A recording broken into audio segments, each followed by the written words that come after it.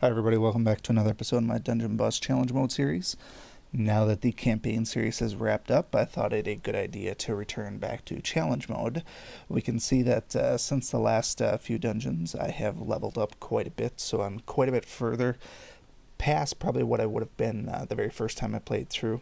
I have saved up plenty of gold. I also have a reasonable number of experience potions, basically keeping stuff on hand so that when we need to form a particular team to handle some of these dungeons, we at least have some resources to upgrade some people.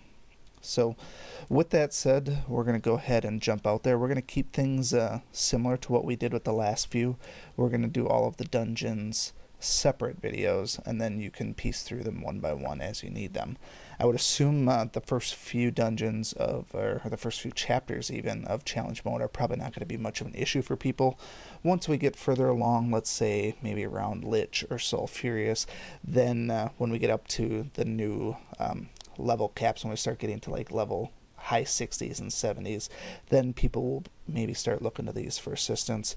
Otherwise, I'm just going to offer some insight as far as what I see. I'm going to be playing through these live, so there's not really anything pre-rehearsed as far as the dungeons go. I'm going to be looking at the dungeons pretty much as a whole. We'll pick what I feel like is a decent team for it. I will be using probably similar team for most of the dungeons, just with my normal power team. So if you see a little bit of repetition there, it's going to be no different than what we saw with the campaign series. All things considered, we're just looking for a way to get through these. We're not going to focus on the 3 stars. I know with the level scaling and the level of my account, and just not having any many ascensions and very many runes, I'm not going to worry about the 3 stars right now. I will take it if I get it, but I'm not going to focus on that at this point here. With the level scaling, like I said, it might be tough until I come back with some better runes. If we get the 3 stars, though, all things are good. So Chapter 4 has 2, 4, 6, 7 dungeons, so shouldn't be too bad here as far as duration goes. Like I said, we're going to do them one at a time. We'll just start right at the beginning here with the Land Beneath, which looks like it is a fire dungeon. We have a green guy in here, this little monster. I don't see him as being particularly difficult, or really we just have to determine if we want to use a water-based team or a fire-based team.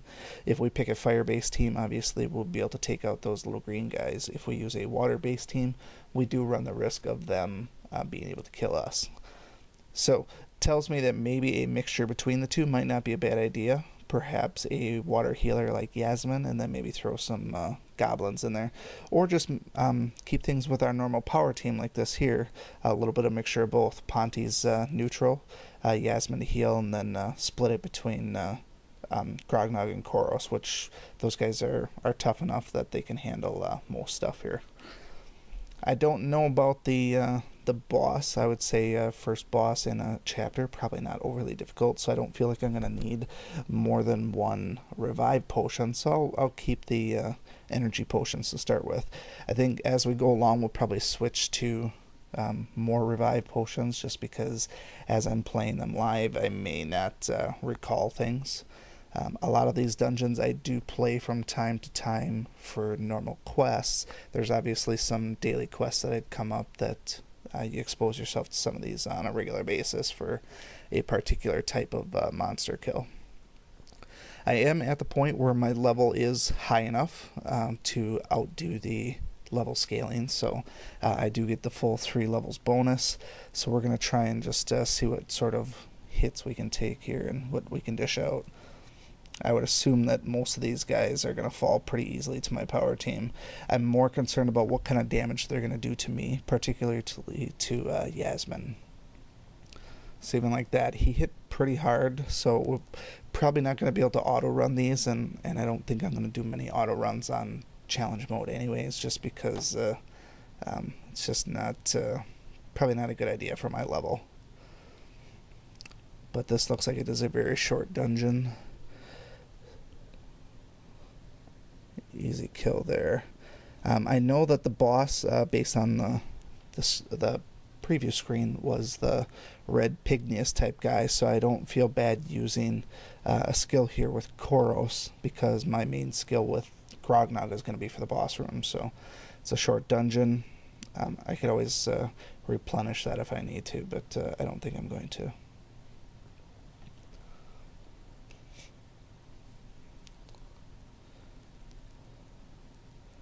Avaricious Snork, I remember him. He comes up from time to time. And it's just him, too. He's got nothing overly special other than killing nature, so it's a good thing we didn't bring a goblin team.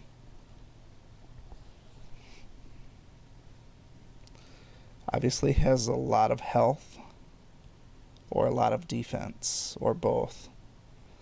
We'll see how he handles that Ponti's second attack. Yeah, he picked a poor attack there. He is dead here. The Gravedigger's definitely going to kill him. If he's even still alive. Yeah, he's dead. Okay, so first chapter that we're dealing with here, first dungeon, not overly difficult. So we will wrap this one up and then we will pick up at the next dungeon, I guess.